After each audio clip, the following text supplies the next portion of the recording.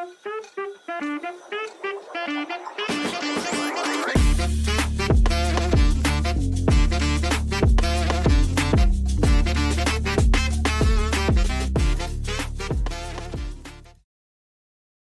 वालेकुम। इमेजिन कीजिए कि आप इस टाइम दुबई में मौजूद हैं और पाकिस्तान में कोई क्रिमिनल केस इनिशिएट करना चाहता है। तो क्वेश्चन वुड बी कि क्या आप दुबई में बैठ के पाकिस्तान के अंदर क्रिमिनल केस इनिशिएट कर सकते हैं कि नहीं। और क्रिमिनल केस इनिशिएशन का मतलब है कि आप पर्चा कटवा सकते हैं कि नहीं, एफआईआर दर्ज करवा सकते हैं कि नहीं। इस वीडियो से पहले जिस जजमेंट पर रिलाई करेंगे, the answer was very clear and that was no. अब देखते हैं कि क्या चेंज आया है, किस वजह से चेंज आया है और उसके पीछे क्या लॉजिक जो है वो प्ले करती है। मैं हूं शाहिद शाकिर और मियाँ साहब से इस बारे में बात करें। अस्सलाम वालेकुम मियाँ साहब। ये सब 5 लाख का चेक है, बंदे का दुबई बैठा हुआ है और फोल्ट करवाने के लिए अब उसको 10 लाख रुपये लगा के आना पड़ रहा है। बेहतर यही था कि पर्चा यहाँ नहीं करवाता। विशाल साहब, ये जो पूरा का पूरा डिबेट रही है ना, और ये पूरी की पूरी जो राइट आपने ये एक्सरसाइज करना है, I would rather say it was very complex. और आपने बड़ी एक स्वीपिंग स्टेटमेंट दे दी कि the answer is no. Had it been a case of province of Sindh, your answer would have been perfectly right, because there, when His Lordship Mr. Justice Salahuddin Panwar was the judge of the Sindh High Court, he rendered a judgment to 2016 MLD Sindh 1238, जिसके अंदर complaint case जो इस्तगासा है वो दायर हुआ और बजरिया attorney, और इस बात पर डिसमिस हुआ कि वो जो फौजदारी लिटिगेशन है दैट रिवॉल्व्स अराउंड, जिसका अक्सर मैं कहता हूं कि who are the stakeholders of criminal administration of justice. तो उस जजमेंट में उन्होंने होल्ड किया कि आपका जो क्रिमिनल एडमिनिस्ट्रेशन ऑफ जस्टिस है, इसके अंदर it recognises, it acknowledges complainant, accused and witnesses. और जो अटॉर्नी है वो ना तो कंप्लेनेंट है, ना वो विटनेस है, ना वो एक्यूज है। तो इस वजह से उसके अंदर उन्होंने इस प्रैक्टिस को डेप्रिकेट किया। बाय एंड लार्ज अगर हिस्टोरिकली देखा जाए तो पंजाब में एक आधी जजमेंट आपको मिलेगी, फिर सुप्रीम कोर्ट की भी एक आधी जजमेंट मिलेगी। अब इन जजमेंट्स को मिला के, कड़ी से कड़ी मिला के, एक prudent, logical, evidence based, statutory basic judgement आई। That judgement is rendered by his lordship mister justice Amjad Rafiq sahab, 2025 LXC 5989, Mirza Yahya bag बनाम सरकार दो जगह। His lordship mister justice Amjad Rafiq साहब कहते हैं कि criminal culmination of a criminal case के लिए, starting of a criminal case के लिए, अगर आपने वर्ड्स को देखना है तो सेक्शन 154 को देख लें, पुलिस रूल्स का 24(5) देख लें, 1934 का जो है उसको देख लें, तो वो इन्फॉर्मेंट की बात करता है। बिकॉज इन्फॉर्मेंट जो है उसने बेसिकली करना क्या है, उसने put the machinery of law into motion कर। सो वो कहते हैं कि मुझे समझ में नहीं आता कि ये क्यों एक अटॉर्नी उस मशीनरी ऑफ लॉ को इनिशिएट नहीं कर सकता। And rightly observe by his lordship mister justice Amjad Rafiq साहब कि एक बंदा अगर बाहर है और चेक का मामला है, और आपने बताया ओवरसीज पाकिस्तानी है, उसका चेक हो गया, सो इतने का चेक नहीं है कि उसको इधर आना पड़ेगा। So for that matter attorney के थ्रू आप ये कर सकते। बेसिकली वो उन्होंने जो रीजनिंग चॉप डाउन करनी शुरू की है, उन्होंने सीआरपीसी के सेक्शन 44 और सेक्शन 45, उन्होंने कहा कि अगर आप देखा जाए तो ये तो पब्लिक एट लार्ज की भी रिस्पॉन्सिबिलिटी है कि वो भी किसी ऑफेंस की कमीशन के बारे में रिपोर्ट कर सकते हैं। उसको सेक्शन 44 के अंदर बकायदा एक list of penal offences provided है। It's duty bound. उसके बाद सेक्शन 45 के अंदर देखें तो उसके अंदर उन्होंने लंबरदार की बात, विलेज हेडमैन की बात की, अकाउंटेंट्स की बात की है, तो वो उसको रिपोर्ट कर सकते हैं। सो अगर उस जजमेंट की स्ट्रिक्टो सेंसो जो सिंध वाली जजमेंट है कि एक अटॉर्नी कैसे कंप्लेनेंट हो सकता है, तो that is knocked down by the statutory provision of 154, 24, ये जो 24(5) है आपका, और उसके बाद सेक्शन 44 देखा जाए और सेक्शन 45 देखा है।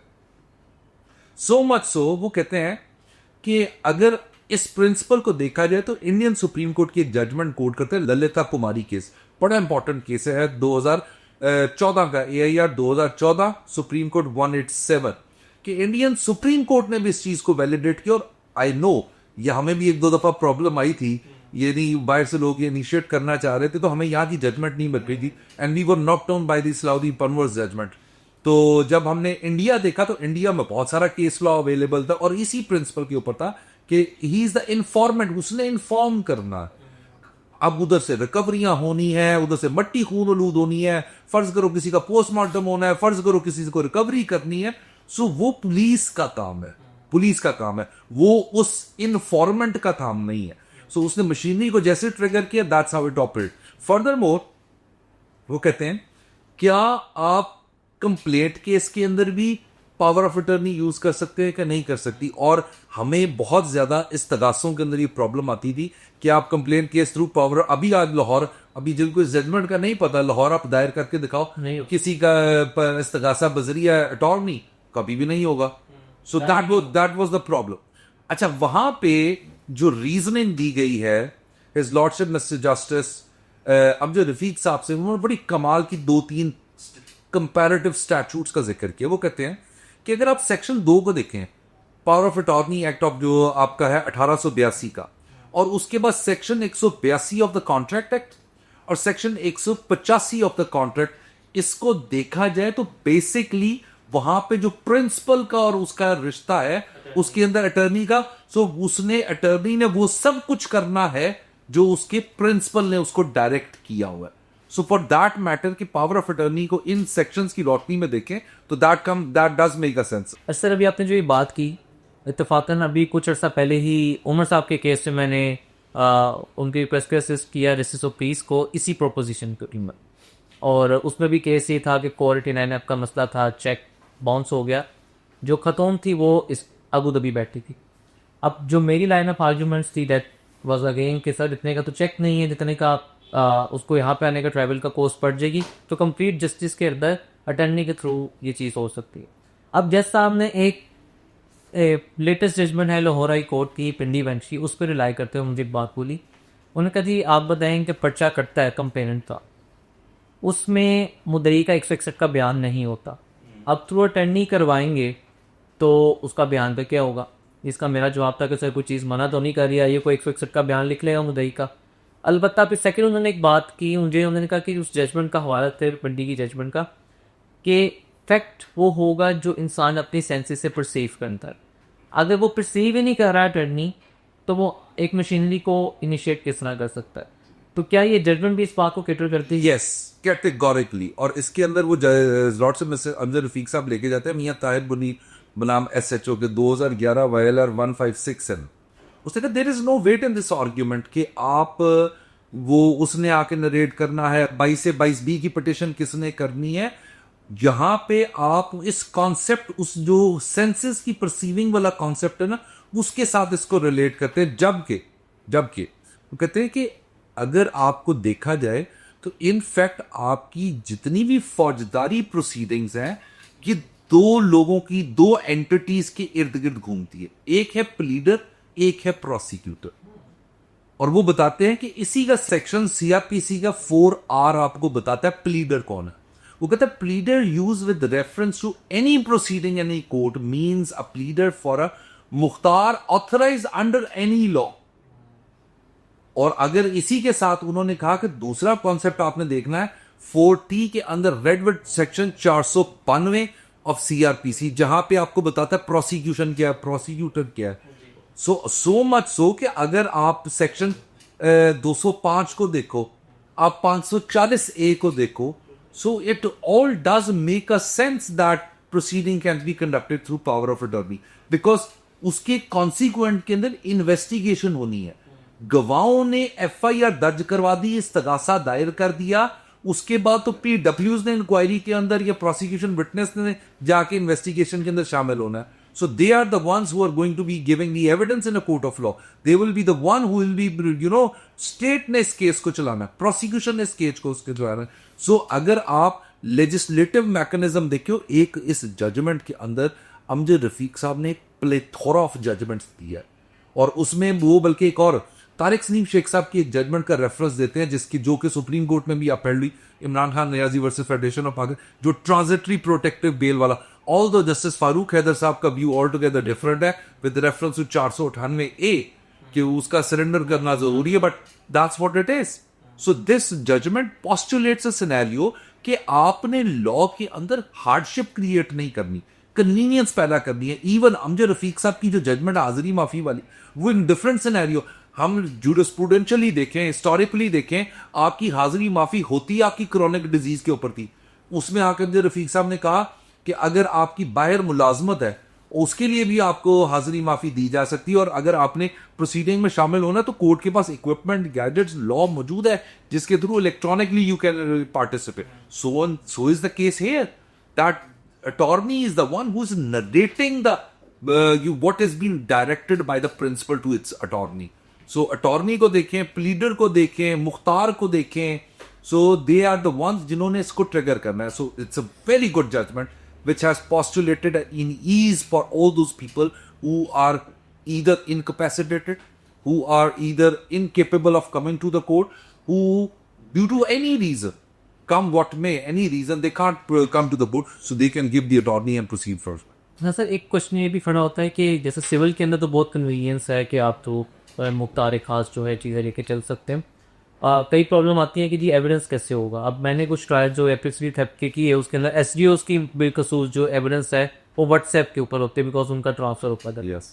जब उनकी हो सकती है से उनकी क्यों नहीं हो सकती? That's the point. That's what, और इसी की रीजनिंग अमजद रफीक साहब ने अपने अंदर दी है. यह बेसिक कॉन्सेप्ट है, इन्फॉर्मेंट है.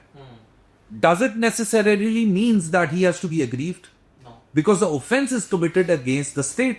When the offense is committed against the state, you are indirectly aggrieved because some illegal activity has committed. But first करो, इस ऑफिस के बाहर मैं जाता हूँ, मुझे कोई गोलियां मार देता, आप पासर बाय हो, you are not related to me.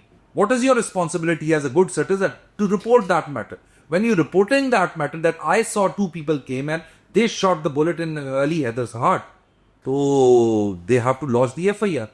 Even विशाल, मैं आपको इंटरेस्टिंग चीज देता हूँ. हमारे यहाँ जूरिस्प्रूडेंस और क्रिमिनल लॉ किया ना, उसमें जो स्पेसिफिक आर्टिकुलेशन है, ਉਹਦੇ ਕੋਲ 30 बोर सी, ਉਹਦੇ ਕੋਲ 222, इतनी फोटोग्राफिक मेमोरी नहीं होती, लेकिन जजमेंट्स आई, स्पेसिफिक एट्रीब्यूशन होनी चाहिए. और ये मैंने ऐसी FIR भी देखी नहीं है कि 2-2, 3-3 लाइनों की FIR. अभी मैंने एक केस किया था अजीज जवेद गुराल साहब के पास, जिसके अंदर स्पेसिफिक नॉमिनेशन और एक बंदे की दाएं की बजाय लेफ्ट टांग पे हिट हुआ. तो मैंने कहा जैसा उसके 4 बच्चे मर गए हुए थे, तो इस वजह से वो गलत हो गया. तो कहना तुम्हें जरूरत क्या थी इतनी स्पेसिफिक, इतनी स्पेसिफिक, जस्ट से दैट कि असेलर्स केम इनटू माय हाउस, ये लोग थे और उन्होंने ये जुर्म कमिट किया. जब आप इतनी स्पेसिफिक इंजरियां एट्रीब्यूट करने लगे, then you have to live up to what you are narrating. Sir, if I play devil's advocate, don't you think it will open a floodgate now कि जो लोग बाहर बैठे थे, पहले तो ये था कि अगर आपने किसी के खिलाफ पर्चा कटवा दिया, एक प्रोटेक्टिव बेल का, ट्रांजिटरी बेल का एक Vishal ji, that is also catered by this segment. उन्होंने कहा कि अगर मलिशियस प्रोसिक्यूशन होगी तो आपके पास conventional 182 on so on so forth, वो 182 किसको सदा दैट. देखो बात सुनो, अक्सर आपकी वीडियोस के नीचे भी ना लोग कमेंट करते हैं पाकिस्तान में लॉ है. We as a lawyer shouldn't be saying that. क्योंकि मुझे एक बात बताओ, अगर आप करना चाहो, what stops you? That's the point. यानी कुताइयां हमारी हैं, हम लोग नहीं करते. यानी आप मुझे एक बात कहो, मैं भी कहता हूँ, ये आर्गुमेंट देता हूँ कि कभी आपने देखा है कोई डैमेजेस की डिग्री होते हुए, और यू आई मीन अगर आप कर नहीं सकते, एग्जीक्यूट नहीं करवा सकते, तो यू शुडंट बी एडवोकेट. होती नहीं है. हमारा सिस्टम उसी तरह मौजूद है. मैं आपके पास, हमारी चीफ जस्टिस को आप देख लो, ऑनरेबल सुपीरियर कोर्ट के जजेस को देख लो, जिन हालात में ये लोग काम करते हैं, इवन सबॉर्डिनेट जुडिशरी को देख लो. यानी अभी मैं पिछले दिनों फैसल नकवी साहब की एक ना लिंक्डइन पे पोस्ट देख रहा था कि he was very happy appearing KP की हाई कोर्ट, वहाँ पेशावर हाई कोर्ट में पेश हुए हैं, और उन्होंने एक एग्जाम्पल दी, not like the courts are reasonably बड़ी अदालतें हैं, not like the cardboards of the Lahore high court. और बिल्कुल इसी तरह कुछ अदालतें बहुत छोटी और कुछ बड़ी हैं. सो इन सारी चीज़ों को देखना पड़ता है. We live in a third world country. We can aspire to become a super power और ग्रेट पावर और so on so forth, idealistic system. In all eventualities जो इस वक्त का टेम्परामेंट है, जो मूड है आपकी जुडिशरी का, that is to create the ease for the people at large. And that make sense sir. Thank you so much. बहुत एक इंटरेस्टिंग डिस्कशन हुई, और ये इतना इम्पोर्टेंट है. हमारे बहुत सारे जो लोग ओवरसीज़ पाकिस्तानीज़ हैं जिनके साथ ज़्यादती हो भी जाती है और वो अपनी क्रिमिनल एडमिनिस्ट्रेशन ऑफ जस्टिस की मशीनरी को नहीं स्टार्ट कर पा रहे थे पहले, सिर्फ इस वजह से क्योंकि वो फिजिकली प्रेजेंट यहाँ पे नहीं थे। इसके बहुत सारे लीगल रिप्रिकॉशंस मैं देख रहा हूँ as a lawyer, as a practising advocate कि क्या क्या चीज़ों में हम लेकर आ सकते हैं। इसमें क्रॉस वर्शन भी हो सकता है, इसके अंदर आप इंक्वायरी के अंदर थ्रू प्लीडर भी आ सकते हैं, उसके ऊपर भी मजीद डिस्कशन करेंगे क्योंकि अभी ये एक इनिशियल स्टार्ट है बाय लॉर्डशिप जस्टिस अमजद रफ़ीक साहब, एंड आई बिलीव कि ये बहुत ज़्यादा एक्सपैंड भी करेगा। तो जैसा कि मेयर साहब ने बात की और जैसे अमजद रफ़ीक साहब से भी बात की, आसानियाँ पैदा करनी चाहिए लिटिगेशंस के लिए ताकि लोग अपने हक के लिए बात कर सकते हो। इसी नोट पे हम इस वीडियो का इख्तिताम करेंगे। आपका इससे रिलेटेड कोई भी क्वेश्चन हो please feel free to drop down the comment box. तब तक मुझे और मियाँ साहब को दीजिए इजाज़त। अल्लाह।